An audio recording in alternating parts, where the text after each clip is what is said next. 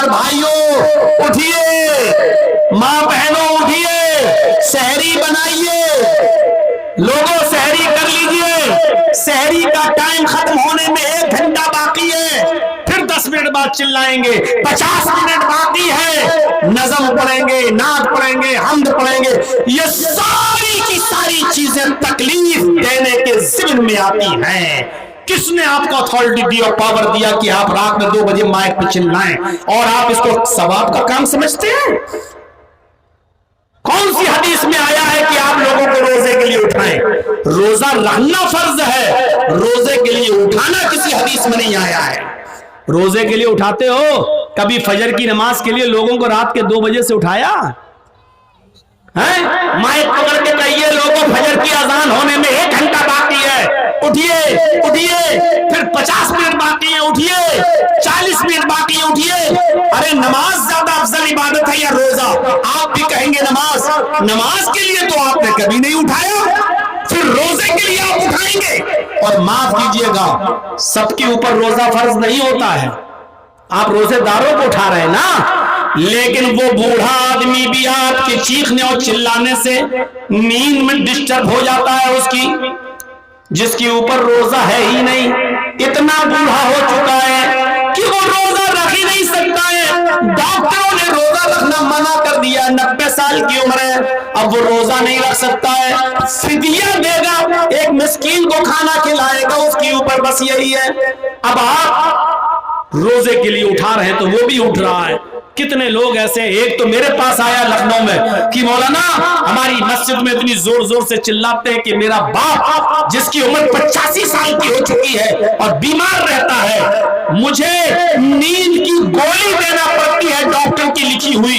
जब रात के 10 बजे हम उसको नींद की गोली देते हैं तब उसको नींद आती है। मैंने उसका पर्चा देखा, डॉक्टर ने उसकी नींद की गोली में डिप्रान 10 mg लिखा हुआ था। 5 mg की खाने पर नींद नहीं आती थी, डिप्रान 10 mg की लेता है, ये खाकर उसको नींद आ रही है।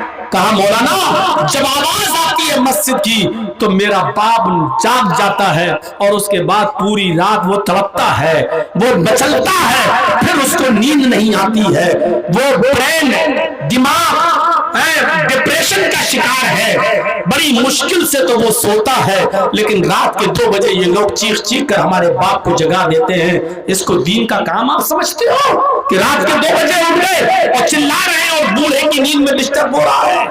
ऐसी तरीके से वो औरतें बेचारी जो अपने बच्चों को दूध पिलाती हैं और डॉक्टरों ने कह दिया है कि ये दूध जब पिए, जब ये खाना खाएंगी तो दूध बनेगा और जब दूध बनेगा तो बच्चे को पिलाएंगी। अगर ये रोजा रखेंगी तो बच्चा भूखा मर जाएगा जो अपनी माँ का दूध पीता है। इसलिए अभी ये रोजा न रखें। तो जो औरतें अपने बच्चों को दूध पिलाती हैं, जो रोजा नहीं रख पा रही है इस मजबूरी की वजह से, आप उनके भी नींद में डिस्टर्ब कर रहे हैं। शरीयत में नहीं है कि किसी की नींद में आप डिस्टर्ब करें। अल्लाह के नबी सल्लल्लाहु अलैहि वसल्लम तो तहज्जुद की नमाज पढ़ने भी जब उठते थे तो इतने आहिस्ता से उठते थे कि उनकी बीवी हजरत आयशा न जाग जाए, बीवी हजरत आयशा की नींद न खुल जाए और आप मारे के पकड़ पकड़ के चीखें और चिल्लाएं कि रोजेदार भाइयों उठिए और सहरी कीजिए, उठिए और सहरी बनाइए। ये चीज बायसे सवाब नहीं बल्कि बायसे गुनाह है, क्योंकि आप तकलीफ दे रहे हैं उन लोगों को भी जिनके ऊपर रोजा फर्ज नहीं है। हामिला औरत जिसके पेट में बच्चा है, डॉक्टर ने मना किया भी रोजा नहीं रखें, अगर रोजा रखेंगी तो भूखा रहना पड़ेगा और जब भूखा रहेंगी तो पेट में जो बच्चा पल रहा है उसको जब ग़िज़ा की चीज नहीं मिलेगी तो बच्चा पेट में मर जाएगा। कहा वो रोजा नहीं रख सकती है, लेकिन आप उनकी भी नींद में डिस्टर्ब कर रहे हैं, छोटे छोटे बच्चों को भी आप जगा रहे हैं, तो ये चीज तकलीफ देने के ज़िम्न में आती है। इमाततुल अज़ान तरीक, रास्ते से तकलीफ दे चीज को हटा देना भी ईमान का एक हिस्सा है। और तीसरी चीज इस हदीस में बताई गई है, वल हया शुअबतुम मिनल ईमान, हया भी ईमान का एक शोबा है। आज शर्म हया हमारे मुआशरे से निकल गई, शर्म हया खत्म हो गई। बुखारी की हदीस है, अल्लाह के नबी ने फरमाया इज़ा लम तस्तही फफअल मा شئت, جب تیرے اندر شرم نہ رہی, جب تیرے اندر سے شرم نکال لی گئی تو پھر جو تیرا دل چاہے وہ کر. یعنی جب شرم ہی نہیں رہے گی تو انسان کے دل میں جو آئے گا وہ کرے گا, جو آئے گا وہ کرے گا. شرم نہیں رہی. اور اس ویسٹرن کلچر میں, اس پشچمی سبھیتا نے, اس مغربی تہذیب نے آج شرم و حیا کا جنازہ مردوں کے اندر تو چھوڑیے عورتوں کے اندر سے بھی نکال کر رکھ دیا ہے. ہمیں نہیں معلوم آپ کے بہار کا حال, ہمیں نہیں معلوم آپ کے بنگال کا حال.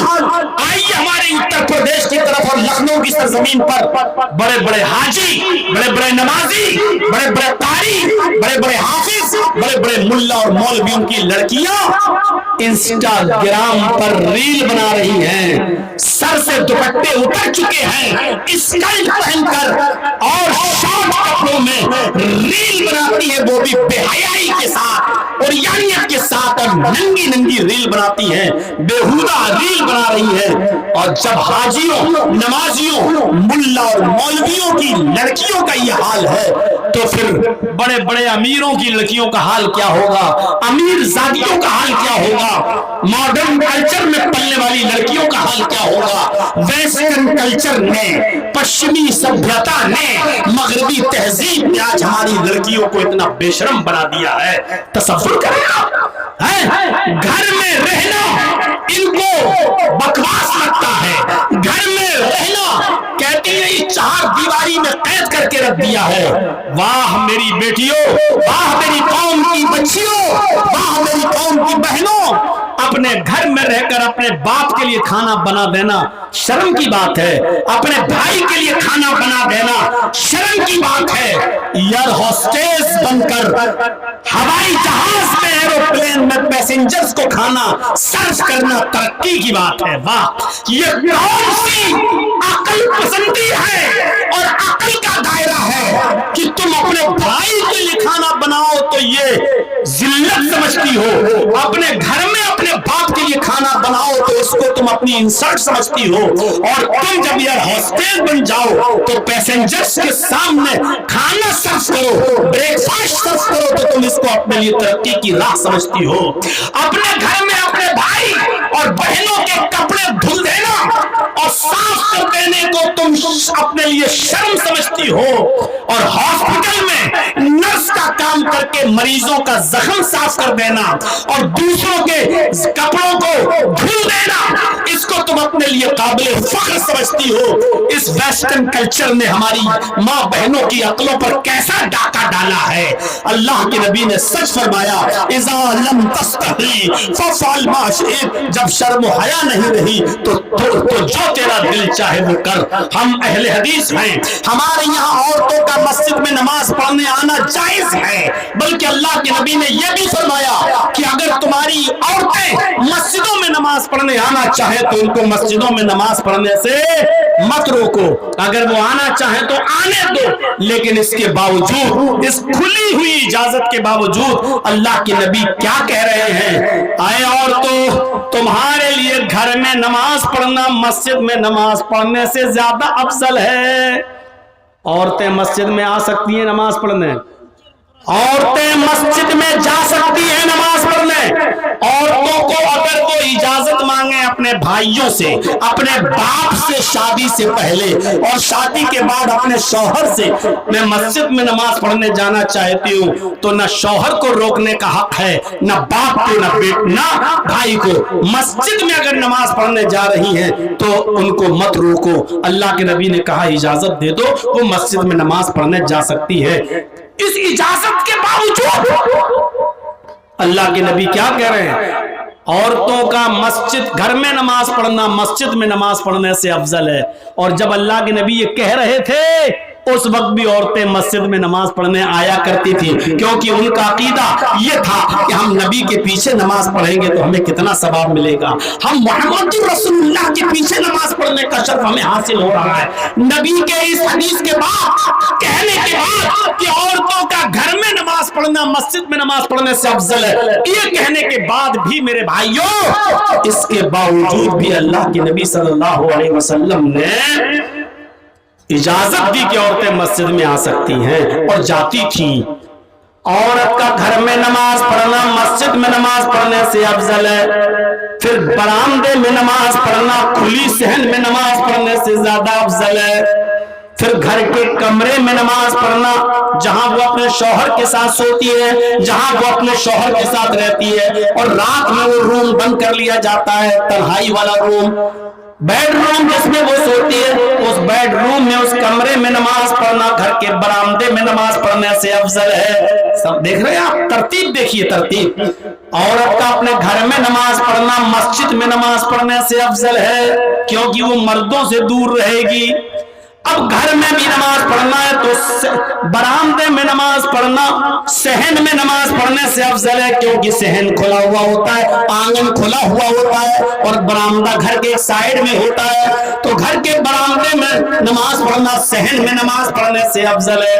اور پھر فرمایا گھر کے کوٹھے میں، کمرے میں، بند روم میں، بیڈ روم میں، وہاں نماز پڑھنا برآمدے میں نماز پڑھنے سے افضل ہے، کیونکہ گھر میں بھی لوگوں کا آنا جانا لگا رہتا ہے، خالہ کا لڑکا، پھوپھا کا لڑکا، چچا کا لڑکا، کچھ بھی ہو، پردہ تو ہے ہی نا، نہ کرتی ہیں وہ الگ بات ہے، لیکن ایک لڑکی کو اپنے چچا کے بیٹے سے بھی پردہ ہے، خالہ کے بیٹے سے بھی پردہ ہے، ماموں کے لڑکے سے بھی پردہ ہے، پردہ ہے تو ہے، سوچئے۔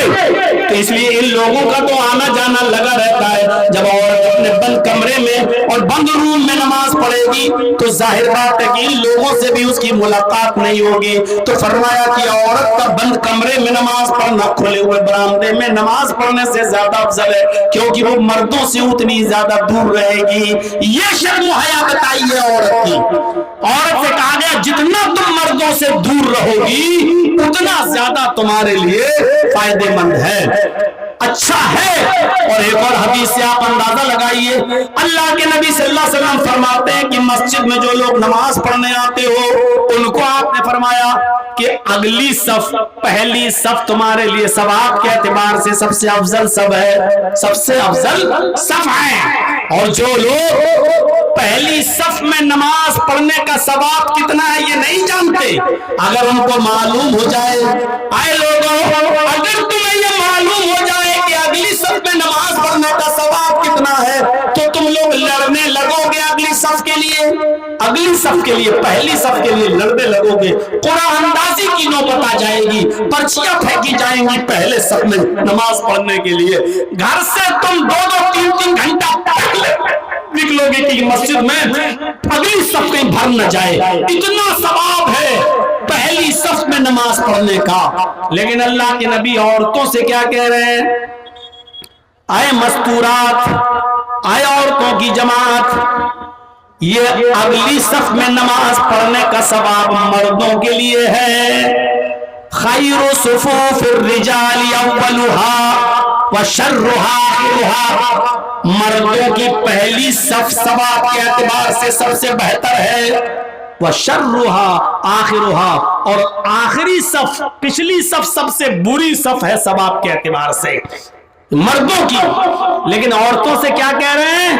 اے عورتوں، خیر صفوف النساء آخرها وشرها بلوا، اے عورتوں تمہارے لیے پچھلی صف سب سے بہتر ہے، پچھلی صف، سب سے پیچھے والی صف عورتوں تمہارے لیے سب سے بہتر ہے ثواب کے اعتبار سے، اور سب سے آگے والی صف سب سے بری ہے ثواب کے اعتبار سے۔ اب آپ غور کرو، جرجی صاحب نماز پڑھا رہے ہیں، اللہ اکبر، میرے پیچھے 5 صفیں لگی ہیں مردوں کی، پردہ پڑا ہے اس کے بعد پیچھے، اور اس کے بعد 5 صفیں عورتوں کی لگی ہوئی ہیں، 5 صفیں عورتوں کی لگی ہوئی ہیں پیچھے۔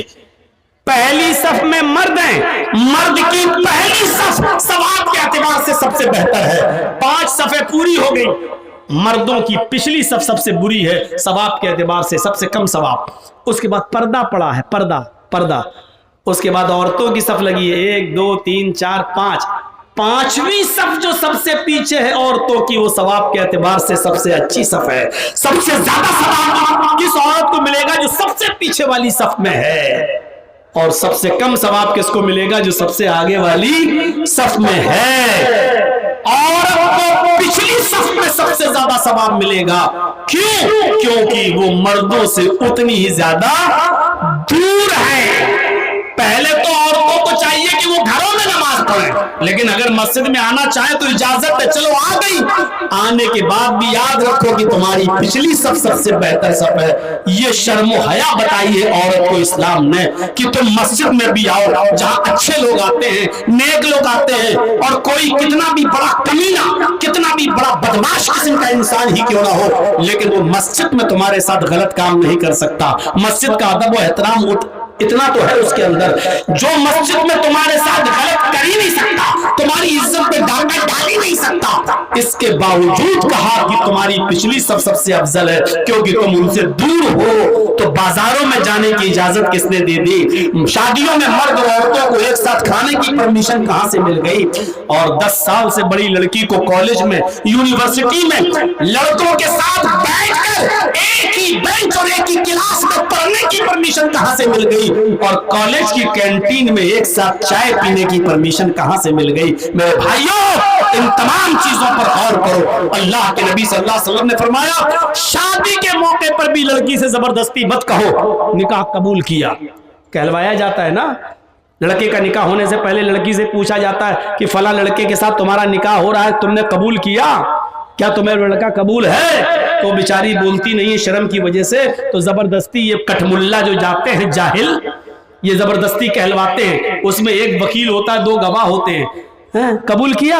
अब वो चुपचाप, अब धीरे से सहेलियां कोनी मार रही है, कह दे कबूल है, कह दे।